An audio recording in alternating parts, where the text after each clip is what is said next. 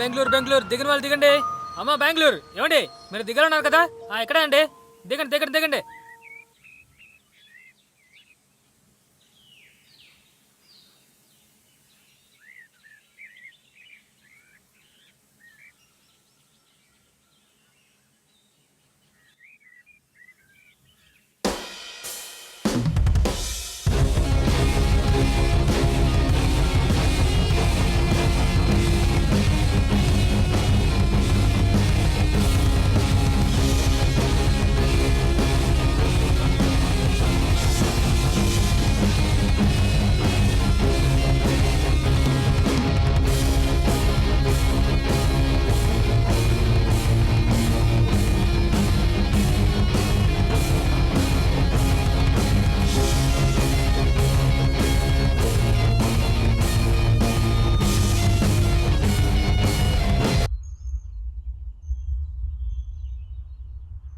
ఏంటి ఆటగా ఉందా నీకు?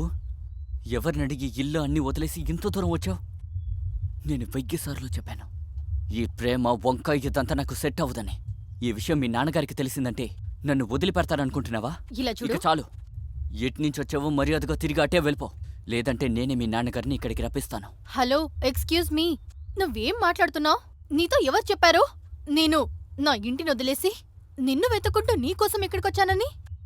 Do you think I don't have any self respect? నాకు మానం మర్యాద ఇలాంటివేవి లేవనుకున్నావా?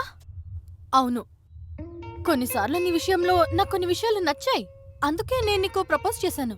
అందుకని నీకోసం మా అన్నింటిని వదిలేసి రావడానికి నాకేమైనా పిచ్చా? అయితే నాకోసం నువ్వు రాలేదంటే మరెందుకు ఈ ఊరొచ్చావు? నీకిక్కడేం పని?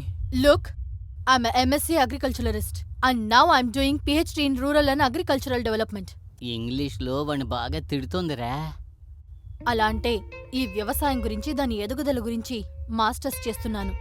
దానికోసమే నేనిక్కడ ఈ పల్లెటూరికొచ్చి ఇక్కడున్న అగ్రికల్చరల్ మెథడ్స్, మన రైతుల గురించి, వాళ్ళు ఫేస్ చేస్తున్న ఛాలెంజెస్ గురించి స్టడీ చేసి దానికో సొల్యూషన్ని కనిపెట్టి నేను ప్రాజెక్ట్ని సబ్మిట్ చేయాలి. మా నాన్నకి ఇక్కడ కొద్దిమంది తెలుసట, సో అందుకే నన్ను ఇక్కడికి పంపించారు, అంతే. ఏసీ గదిలో కూర్చుని 4 పుస్తకాలు చదవడం అనుకుంటున్నావా నువ్వు? నిజంగానే మాతో పాటే ఇక్కడ ఉండి మా సమస్యలకి పరిష్కారం చెప్పాల్సుంటుంది.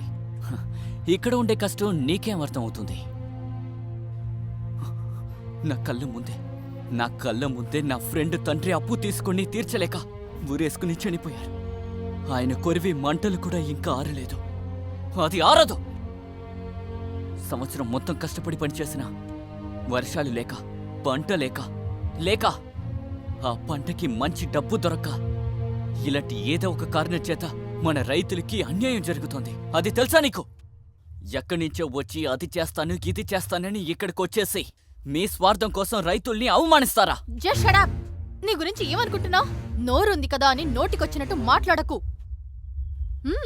అవును, కరెక్టే.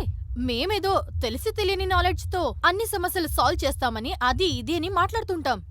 నిజానికి 100% మేం ప్రాబ్లంని సాల్వ్ చేయలేము, బట్ ప్రయత్నాన్ని మానము. ఎక్కడ ఉంటున్న మేమే ఈ గ్రామం మీద, ఇక్కడున్న రైతుల మీద ఇంత జాలి చూపిస్తున్నప్పుడు మీరందరిక్కడ ఏం చేస్తున్నారు? ఇక్కడే పుట్టి ఇక్కడే పెరిగి అన్నీ తెలిసిన తర్వాత సంతోషంగా ఉండాలని సిటీకి వెళ్ళిపోతున్నారు కదా. సో స్వార్థపరులు మేమా మీరా? ఒరే, ఏంట్రా ఈ అమ్మాయి వాడిని అలా చింపుతుంది? ఇప్పటికీ మన దేశంలో రోజుకొక రైతు ఆత్మహత్య చేసుకుంటున్నాడంటే దానికి కారణం వాళ్ళు తీసుకున్న అప్పుకో లేదా సరైన డబ్బులు లేదనో కాదు, వాళ్లలో సరైన ఆత్మస్థైర్యం లేకుండా పోవడం వల్లనే. దీనంతటికి కారణం ఎవరో తెలుసా? మీరే.